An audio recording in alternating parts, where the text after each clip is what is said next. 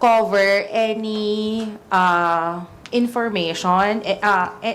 The reward is for any individual who can provide information about those signatories na may suspicious names. No, on top of the Mary no, Grace kung sino Mary yung- Grace Piatos lang. Sino yung makakapagturo, no? At para malaman natin kung sino yung makakatukoy, no, nung pagkatao ni Mary Grace Piatos, at matutulungan tayo na maiharap siya, no, sa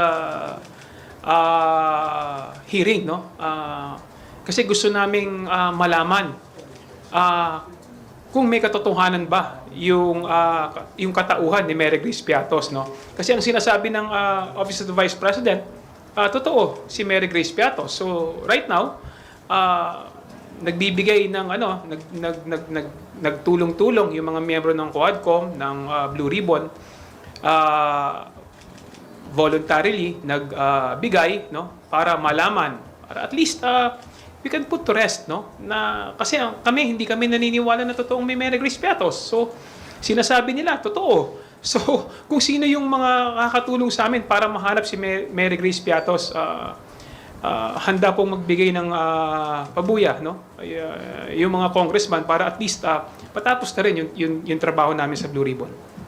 Sa kadagdagan ko na rin, ma'am, no, pag nakikita mo kasi yung mga acknowledgement receipts, parang pare-pareha yung sulat, parang iniiba lang. Talagang fictitious po yung mga AR. Sabi ko nga parang listahan lang sa sari-sari store yung mga acknowledgement receipts nila na palayaw lang yun nandun. Parang si boy ganito, parang gano'n lang eh. So talagang minsan nakakatawa na lang actually.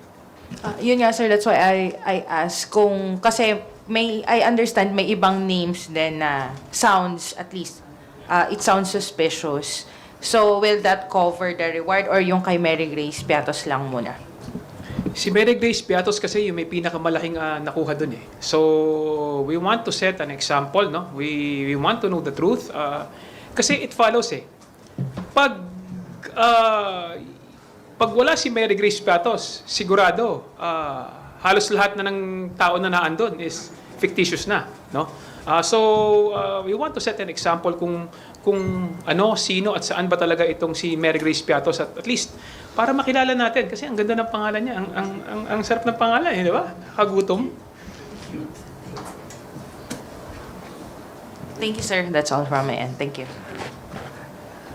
Thank you. Are there any